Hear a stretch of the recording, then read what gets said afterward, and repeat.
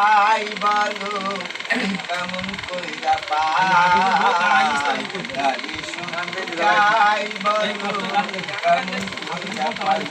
ও যার অন্তরে বাহিরে কোনো তফাৎ নাই ও তার সন্ধানে কোনখানে বলো আমি যাই হবে রে তোর ধন্য জীবন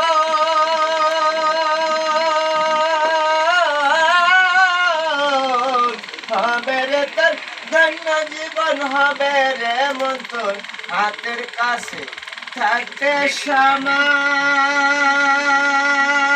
সময় তাহার কথা